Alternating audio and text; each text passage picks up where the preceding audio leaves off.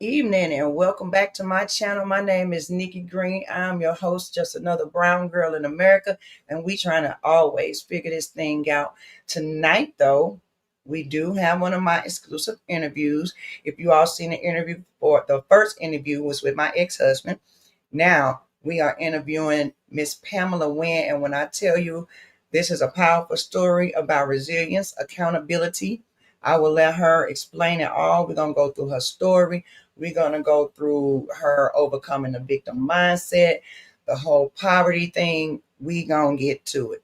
Well, without further ado, I don't want to hold her long. So I am going to bring her up on stage. Welcome, Miss Pam. Unmute you on mute. Okay, this is new. Hi, Nikki. How are you? Hey, how you doing? Thank you so much for joining the panel today. Well, joining the show today. And for those of you who do not know, if you here, hit the like, hit the subscribe. That's the only price to get in here. Comment, let us know you here. Cheer us on, talk to us. We will communicate, interact. Also, if you want to hang out, I do have a live debate discussion panel coming on right after this at 8 o'clock. So, and Miss Pam, so is there anything you want to do, introduce yourself and say to the people today? Oh, well, first of all, let me thank you for giving me this opportunity to share, some of me, some of my story. It's totally about empowerment. That is what this is all about. I'm just ready to, be as transparent as I can, Okay. and And hope, what, you know. go ahead. And what made you want to do this? What started this journey, and where we on with Project 55? So what started Project 55 was one day I was just laying in bed and I was just thinking, like I love owning a business. Like entrepreneurship is it's just what I do. And I was just thinking like God, I had made a Facebook post one late night saying, what is it, God? What am I supposed to be doing? Everybody answered back, hair, hair's your thing. And a good friend of mine, a very good friend of mine also used to work in my salon. She used to rent a booth for me. She went back into the shop and she called me and she was like, Pam, we need you back. They need the aunties back in the salon. You can do it. You know that's your gift. And that just helped me to, I just felt like God was just telling me, it's time to go back. So Project 55, my age is 55. It's a project for me, and it's also a rebirth. So that's where the name and that's how it all began. All right. Well, so like was you heard what she said. So we're gonna go through your story because you have your life is a testament and a testimony. She has faced unimaginable, horrific things, experiences, but we are here today for her journey of falling, rising, and being reborn again with Project 55. All right. All right, All let's right. do it. So, and I am honored that you to hold this space for you. Uh, Mhm. and so I'm gonna start is like where you grew up. So you grew up in the Ville neighborhood in St. Louis. I did. I grew up on the Okay. north side, the historic Deal neighborhood. We called Raised it by a 4 5 single Deal. mother, Yes, and single you mom. had a lot of instability, and then also your mother dealt with substance abuse. Am I correct? Yes. Okay. So it looks like you've been through a lot, and I want to kind of build up to this. So I want to start uh, from the beginning. So despite your start, you were determined. You moved to Columbia, right? Columbia, After, Missouri. I'm sorry, after kind of getting away from the Ville, you did have a tragic passing in the family, unalive in the family. So on YouTube, we say unalive, and that's the verbiage we have to use. Okay. But you experienced that when your brother was just 15. Yes. So how did growing up in that environment, like of survival, shape your understanding, like of just love, safety? your own self-worth? Hmm. So, growing up in the hood is what we called it. As I grew older, so when my grandmother moved out there, from my understanding, it was very, a very nice neighborhood. But as time goes on, it started to change. The environment started to change. I seen, I like, so I always was around. Like it was always substance and like alcohol. And I can remember at a very, very young age, at every birthday party, you always had the grown-ups there. There was always alcohol there, alcohol on the table, alcohol in the cooler with the kid drinks. So alcohol is what I saw at a very, very young age. I can Mm. remember, when the grown-ups would party the night before that night, and then when we would wake up the next day, the beer cans. I remember the gold beer cans, which was Stag. They would be sitting out on the table, and I would, go and pick up one of the cans and drink out of the cans. And sometimes I got a little beer. Sometimes I might got somebody spit. Sometimes I might got a cigarette butt. But that's what I did. How old were Um, you when you started doing that? wow. So this probably, I know I couldn't have been no more than probably about like, oh my God, probably 7, 6. Mm. I was little. I was a little girl. So that was my first experience, with alcohol. Seeing a lot of partying, as a child, family functions and stuff like that. So I got introduced to alcohol at a very, very young age. Wow. Hmm. Okay. So despite that, you was determined. So you moved to Columbia, Missouri to escape. And this is your words, what you call that poverty mindset. Um, you built a salon, and you said the salon was booming. And I'm just kind of going off of, what you gave me. So you thought of your salon as a sanctuary in the community so you moved to Columbia, Missouri to get away from all that. We fast forwarding now. Hmm. You talked about your salon. That was a sanctuary for the community. So when you created that healing space uh, for other people, was that something that was coming stemming from like your childhood and just what you saw? Did you, from feeling unsafe? So I didn't actually know that it was a sanctuary and a healing place until it was gone. I Mm-hmm. didn't know why everybody flocked to the salon, which was called Styling Zone. I used to wonder, like every morning I would get to work and it would just be people there. And it's like, they ain't got nothing else to do but hang out here. This is just when it was really, really popular and everybody just came there. When I say everybody, I mean everybody. And I didn't realize that it was a healing place. The women, men, children, they could come there and they could share openly. Everybody was on the same playing field. I made sure that when you came into the salon, once you crossed the threshold, with Columbia being a small town, you had the doctors, the lawyers, you had the hood girls, you Gotta had the, quit moving your on the table, I'm just taking the shaking it. table. Okay, I'm sorry about that. So, what atmosphere I wanted to create was that everyone felt no big eyes and no little U's. Um, growing up, growing up in my childhood, I was always kind of, I used to be really depressed, and I never felt like I always fit in, fit in. I always felt like I was like a sore thumb. I stuck out or whatever, or I didn't fit in. And so when you came into the salon, I wanted to make sure that everyone felt worthy. Mm-hmm. I didn't, if it was the lawyer that came in or the doctor that came in, you know, just because, you were, of that status, I wanted to make sure, you didn't get to go before the hood girl or the girl from the projects or anything like that. I wanted that girl, the hood girl, to feel just as important as the doctor. Because I remember feeling that feeling. I always felt because we had, but it was things I longed for as a child, And I didn't want anyone to feel that feeling when they came into the salon. So that's the atmosphere I was trying to create. I lost the sound. My mic was muted. Sorry. So my second question. So we're going. So behind the scenes of this Mm-hmm. success, you were 21. You was in a 21-year marriage that you Mm-hmm. described as abusive and marked by infidelity. So a core theme on this channel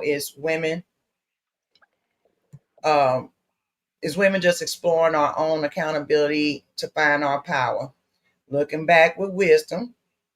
Mm-hmm.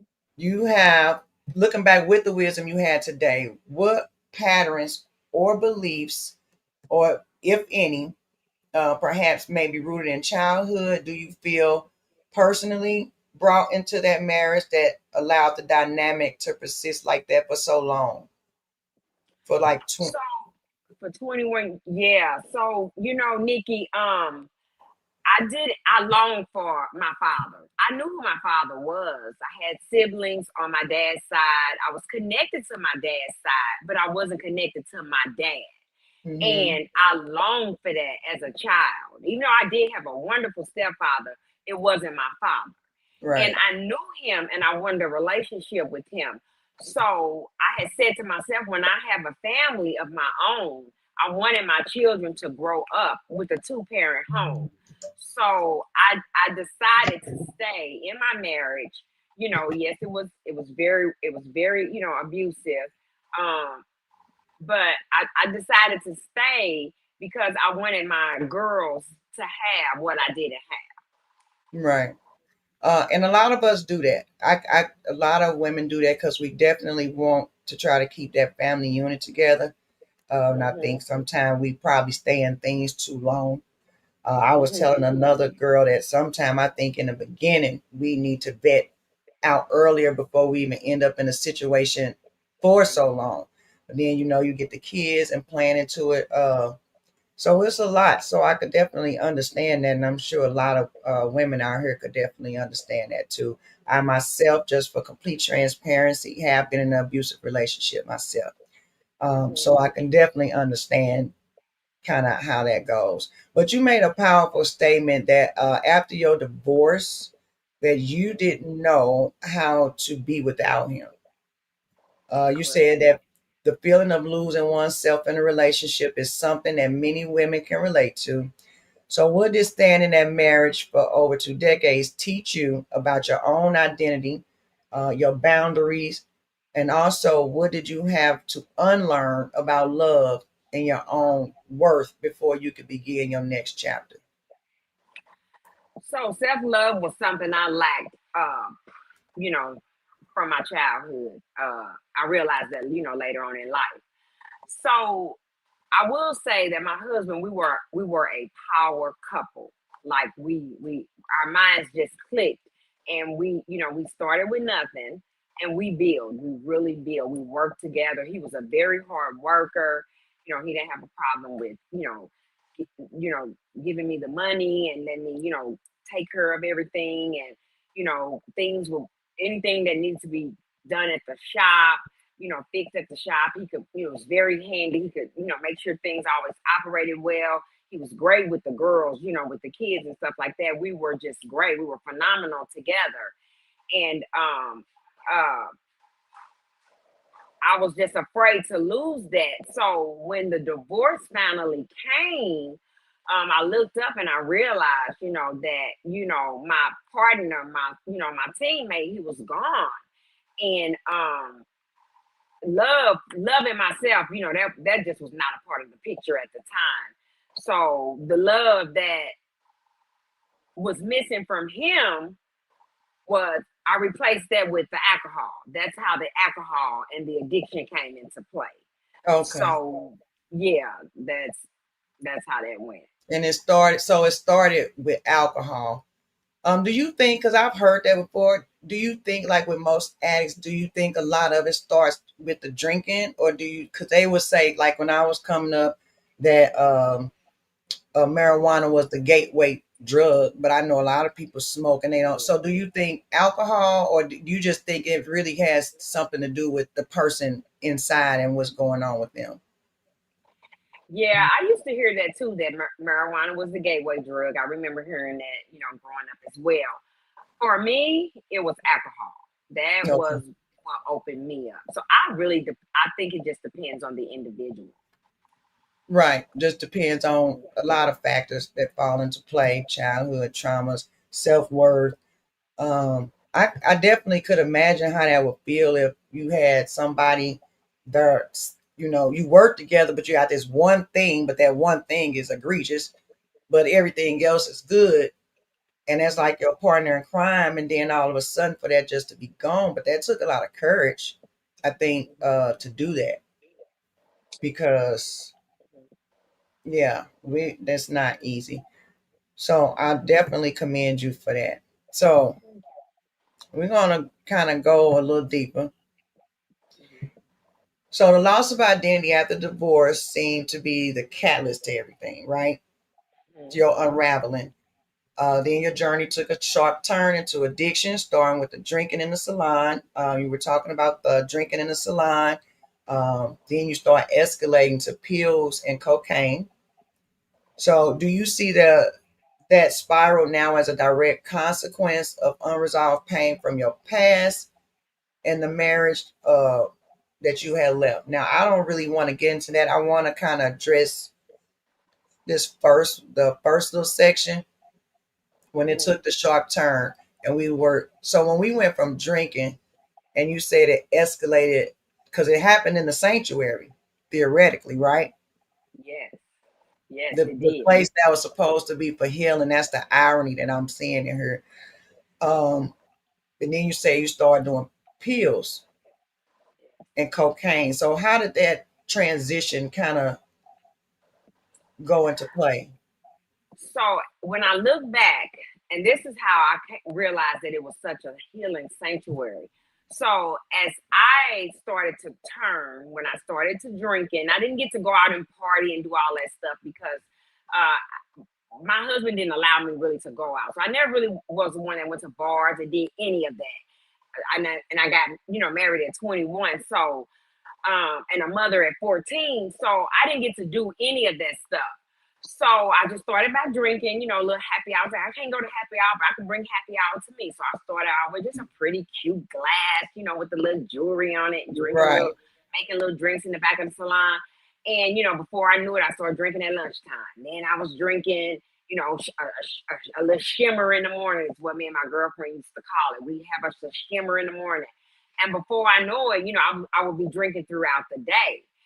So as I began to get drinking and it started becoming drunk, I started messing up heads, just showing up for work super, super late. My clientele started to change. Mm. So the women that were coming in there that were, coming for that piece, um, it was a different type of clientele. And by the end of it, it was totally different. It was like party people, people that were getting high.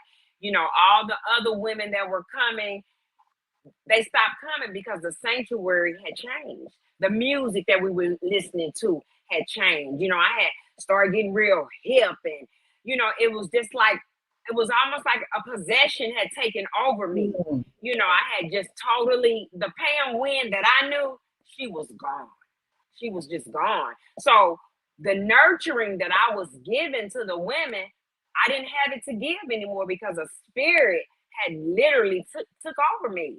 So Wow. I was nurturing the ones that wanted that type of lifestyle. Right. It was It turned into a different type of sanctuary. yes, Turned into a more of exactly, I mean, for lack of better words, a demonic sanctuary. exactly, You know, exactly. That's what uh, happened. unknowingly, which happens to us a lot, unknowingly when we're not in tune with that spiritual part of ourselves.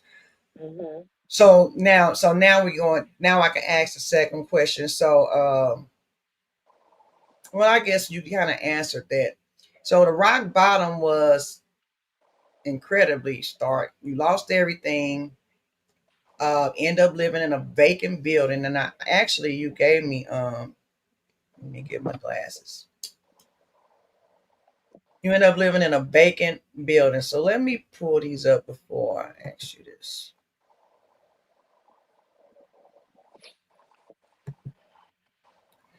So these are some of, this is one of the, and if you want, you can explain. So right here, you were living in the vacant building on the Dub, right? Mm-hmm. On 20th, All it does. and Yes. also battling a bone infection Yes. and addicted to the crack at this point. Yes. Um, so many people would have given up. What did that absolute chaos force you to finally confront about yourself? I knew that was not the end for me. Like, I do remember, I just remember, different people, how they say like angels or speak to you, like you have angels or guardian angels. I can just remember different people coming to me speaking, you know, positive words over my life. And so those moments never left my mind. I had a man one time come to me. I was, having a really down day, and he told me, he touched me on my shoulder and he said, many are called, but the chosen is few. And he just told me, he said, everything you lost, you'll get it back. And then I had a lady tell me one time, to read the book of Habakkuk, if I'm saying it right. So I just had different people, key people that just spoke stuff over to me. And I knew, standing in that vacant building wasn't, the end for me. And Right. I was just determined. I was determined, to get Pam Winn back. And I know you mentioned the bone infection. Hmm. Is this when this was occurring? Yeah, so along with as life was going on, at my 20s, I got into a really bad car wreck, and I survived. I had to use the jaws of life to pull me out of the car, and in that wreck, I actually crushed my ankle, and I was told, by the doctors that I would possibly, have a hard time learning to walk, and doing hair would not be, my career. But I was determined, to do hair, and I learned to walk again. But as the years went on, standing on my leg all those years, it created problems. And one of the problems was I would get a bone infection, and Mm. it would just take me out for a long time. So yeah, that was one of the challenges that I would face, along with just life, other life challenges. At the same time, I'm dealing with my health, not just my mental Right. health, but my physical health as well. Right. Yeah. You got a story, girl. Thank you. Project 55, y'all. Miss Pamela Winn. Hmm. Don't forget, hit the like, subscribe. Let us know you're Yes. here. Give a words Yes. of encouragement to Miss Pam while you in here. Say hi, throw us a heart, get the likes up, and share this to your family and friends. I'm sure it's somebody that can use this. So, um, I want to talk about like rebuilding, like your Hmm. rebuilding and your reclaiming part, because you did not Hmm. give up. Hmm. You found a turning point through Catholic charities and other support services. Hmm.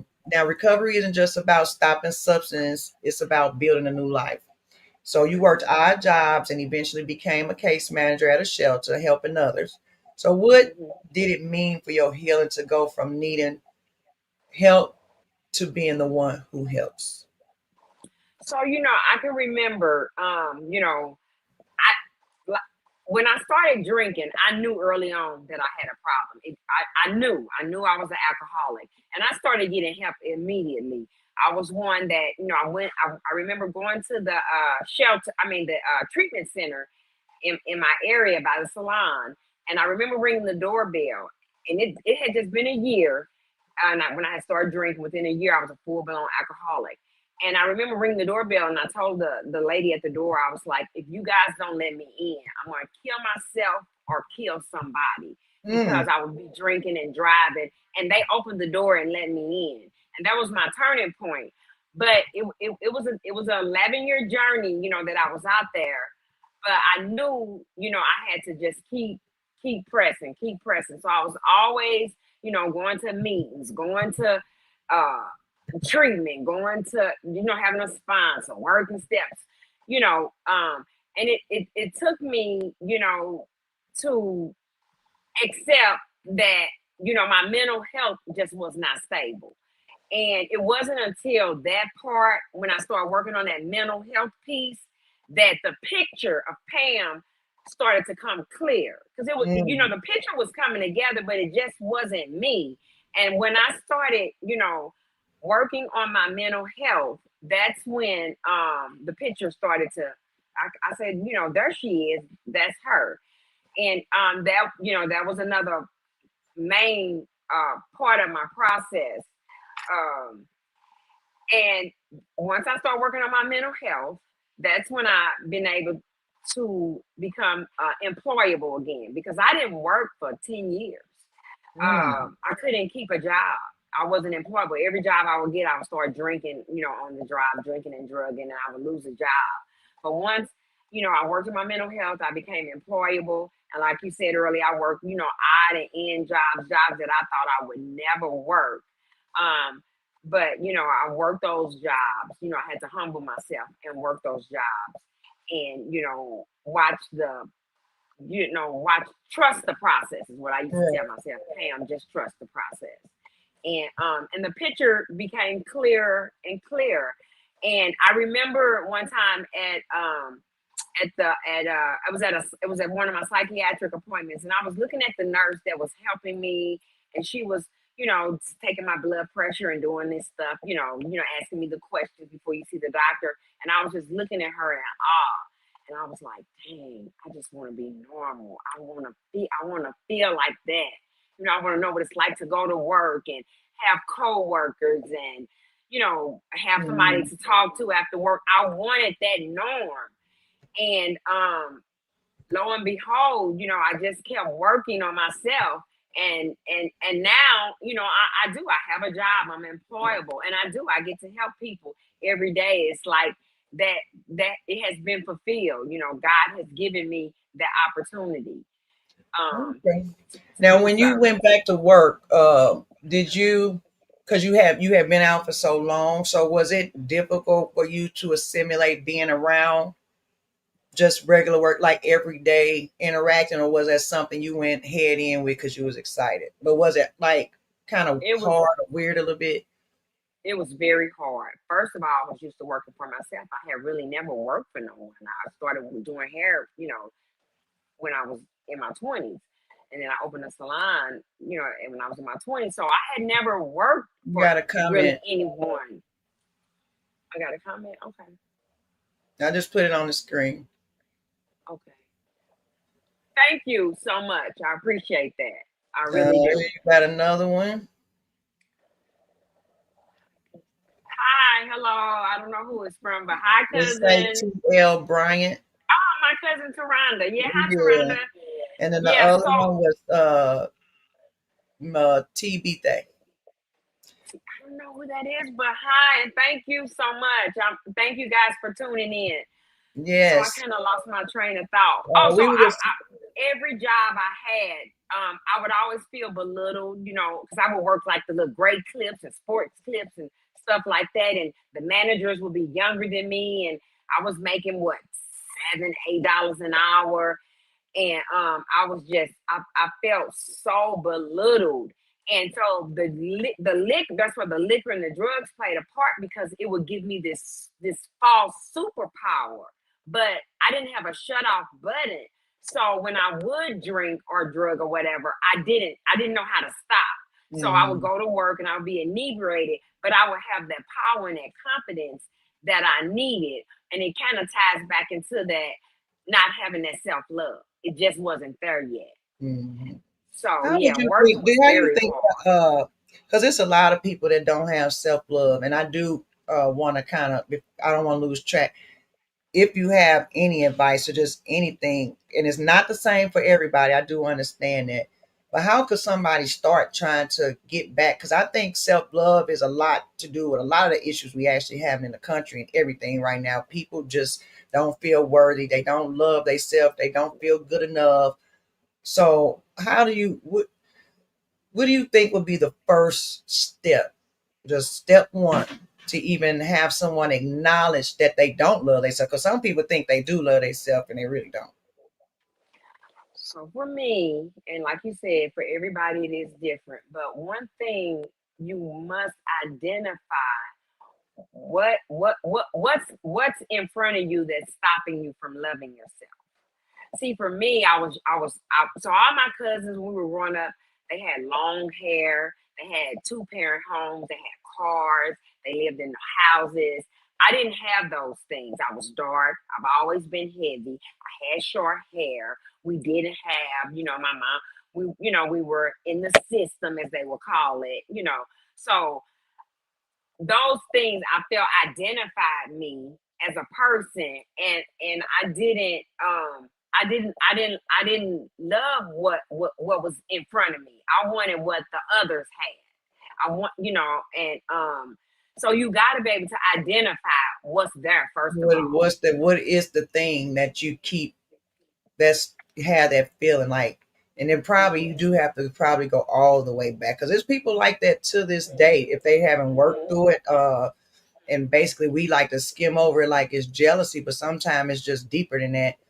uh Mm-hmm. it's just you don't know what people been through. But for now, at Mm-hmm. 55, Mm-hmm. you've launched Project 55, which you call your rebirth.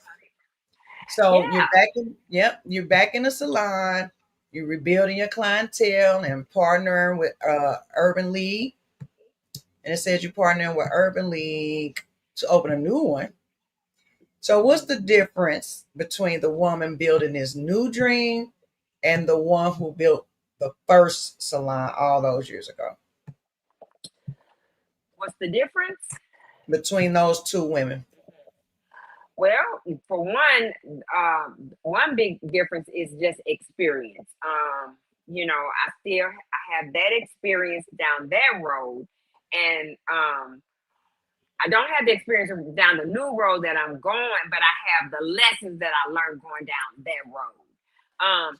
So Project 55, the rebirth, is all about. So what I've done is I've Urban League. They have a women's business center that my one of my good girlfriends told me about. It's called Ready Set Launch, and it walks you through from the beginning of getting the salon to the end. And I've started the process with them, and the end goal is, to open a salon. So what I'm asking, what the rebirth is. So I'm thinking, okay, new salon. Okay, what's changed? What's new? So social media. Everything is about social media now. So I'm thinking new salon. Somewhere I got to tie in social media because it is the way of the world. I mean, let's just face it. So that's where the YouTube channel came in, the rebirth, asking people to watch me do this journey, and So and you and, have your and YouTube channel so already? the channel is Hold on, up. I'm gonna put it on screen. Are you ready for people to go to it? There's no videos or anything posted on it, but the channel is there. It's Okay. there. You can go and subscribe on it and everything, but it's just no videos there. Yeah. Oh, that's fine. We gotta get the Hmm. people started anyway. Here I'm Hmm. a and is it So just yeah, called Project 55? 55. Yeah. And then you can finish. I just want, and I'll So get that up. the Project 55 is all about. So I'm just trying to reach out to people that were like me that had given up on their dreams, and not giving. Let me rephrase that. Not giving up on their dreams, have had a dream and felt like it was not reachable. My word to you is you can do it. Like we can do it. And I'm asking, you know, you to do this journey with me. Walk this road with me. Can she get to that point? Can she do it? Will she do it? Hey, go with me and see. It's gonna be some raw footage.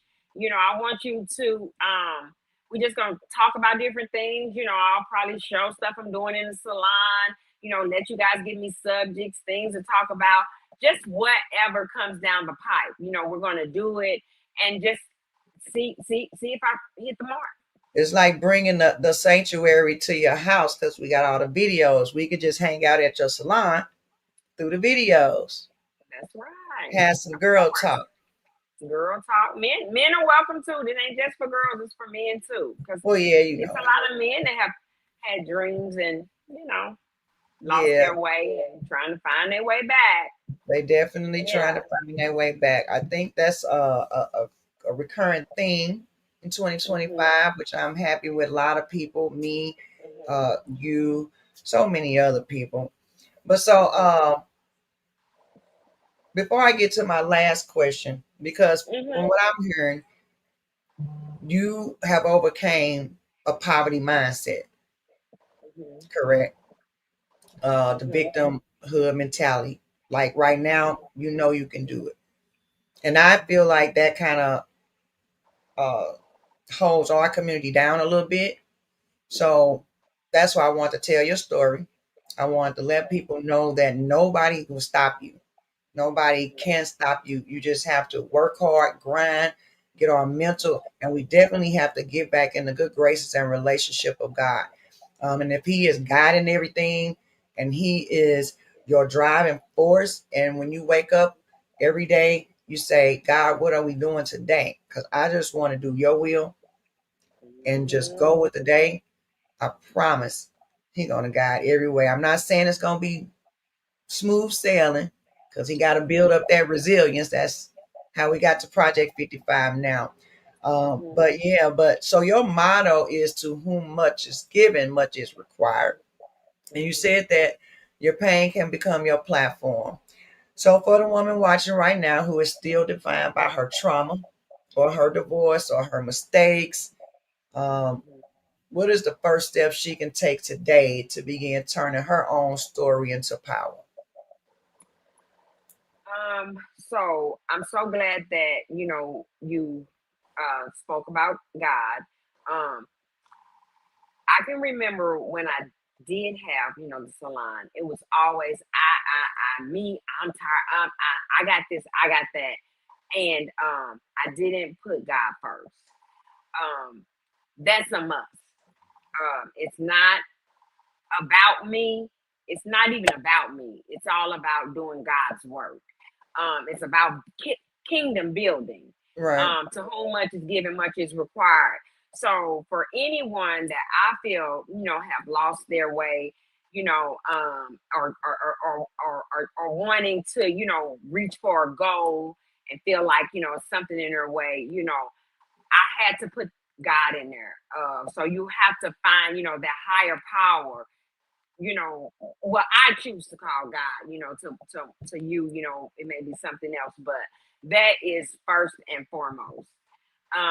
And just, have a plan, put a plan, put it on paper, put it on black and white, make some goals. I was taught early on, about goal setting, reaching goals, little bitty goals at a time become big goals. Things does get off keel, sometimes it don't go right, but I always have to just kind of go back to the word again, all things work together for the good. So whatever it is that, you're trying to do and it kind of goes left a little bit, know that it's working for your good. And you just got to keep back to the word again, pressing towards the mark. You just got to Yep. keep pressing. Yep. Yes. All right. Well, my final question, Mm-hmm. as we close, what is Mm-hmm. the single most important message you want to leave with our audience about the daily work of recovery, self accountability, and the truth that it is never too late to start over? I want to focus on the daily work of recovery and self accountability. Yeah. So recovery is in the rooms, of Narcotics Anonymous, they teach you one day at a time. And it's truly just one day at a time. The urge for me never goes away. Never goes away. You know, um, Alcohol is everywhere. It's American culture. So it's hard. It's very hard for me still to this day. So if you are one of those, or if you are out struggling and trying, and you falling off your horse, get back up, get back on, and just keep pressing. Don't give up. It's not easy. It's never going to go away. But God will give you the strength. Um, he'll put the right people in your life um, to help you get past that. Hmm. That's that urge. It Right. keeps coming. It has taken some very keen people, in my life to help me, get through this process, daily. And you say and I remember you mentioned, and you still struggle even to this day sometimes just with the thought. Mhm. It's almost like it Mhm. It haunts you. does. It does Uh, haunt you. It does. yeah. Now I know we were talking earlier, and you might want to say this, but we were talking before, and I know you were dealing with the your legs from standing up. We were talking about that. Mhm. Um, is there any setbacks that you having right now that you want to discuss? That you this another fight that you feel like you got to climb through? And that's gonna be the beauty of the YouTube channel, the Project 55. And once I get to upload some footage and stuff, so just when I launched, Project 55 and started in the salon, I had my first Saturday. So I'm just doing every other Saturday as I build a clientele. Well, my second Saturday I couldn't go because my leg it started bothering me, and actually my knee I had kind of dislocated my knee. Hmm. And so with that, I had to go to the emergency room, da da da. I couldn't go to work. So I had to miss my second Saturday. Um, so that was like a detour. Just that Right, quick, I just got that. hit. Bam. I'm like, dang, here I go trying to launch, doing what I'm doing, and now here this come. Then there's a possibility that my bone infection has came back. And I had to go to the doctor for that yesterday. So, they got me on antibiotics and I'm taking medicine and we're hoping, that it's not the bone infection, but it's a possibility. So I just don't know, where the road is going to go, but I'm surely not going to give up on the dream and the goal. Most I know that's definitely. right. I say this. I say pick up the camera now. This is the start. Pick up the Hmm. camera, even with Hmm. you losing your leg, you couldn't make it. Like that is people knowing your story. They're gonna follow you through this journey, and they're gonna watch from the first day you started till you was rushing to get there, and all of a sudden your leg, and now what you're gonna tell your story. Now I think people are gonna be excited about it. I'm excited for you. Thank And if you. there's anything else you would like to say before we end, anything you want to talk about, promote. I know you don't want to tell people about your poem book, but I think Well, I I think mean, that that's was just the goal. I That think was it's just amazing. So who I don't know if many people wrote books. So Yeah, I did write a book. It's just a fun book. I was doing it with a girlfriend of mine. We used to just act real silly. God rest her soul. She died about I don't know, about 6 years ago. And we were just playing. And actually, I got uh, here it is right here, and it's on YouTube, and it's okay, just why didn't I do that? And it's just a fun book. It okay, actually challenges you to just care about others and do kind things for others. It was a goal of mine, and it was a goal that I set that I reached. I want to thank you so much, Nikki, for inviting me and empowering me to keep pressing towards the mark once again, to whom much is given, much is required. And despite, my childhood and things I've gone through, God has been so good to me. He's given me so much. And it's required. I have to give back and share and empower and uplift people just like somebody did for me. So thank you so all much right, for giving me this no opportunity. problem. Well, I thank you. Excuse me, and I thank everybody for hanging out with us. Listen to Miss Pam's wonderful, powerful story. It definitely takes a lot of courage. Somebody say, it takes courage to speak out about the truths of your life. It does. And that is also true. So thank everybody in the chat. If you want to hang out, I will be going live with our panel discussions here at 8 o'clock, about 8:10. We'll be going live with a panel discussion. If you want to join my panels on Thursdays at 8, you can inbox me on Facebook or DM me on Instagram, or you can email me. The email will be in the description or it's on my page. Miss Pam, I thank you so much for giving me this time and letting me do this interview with you. And that's it. So thank you for joining Brown. Project 55. Join the channel. Yes, go Everybody subscribe to Miss Pam's book, to her channel, Project 55. Watch her journey. She is coming back for y'all heads. She's doing hair care. No more of these lace fronts. Well, we might do a few of those, but she do know how to take care of your hair. Yes. And we bringing more sales back, right? Yes, we bring the more sales back, and I'm gonna win you at the shampoo bowl, so I'll see you there. Oh yeah, she's not gonna make you wash your own hair at home either. No, none of that. There you go. All right, thank you so much for joining us. I'm just another brown girl in America. Bye.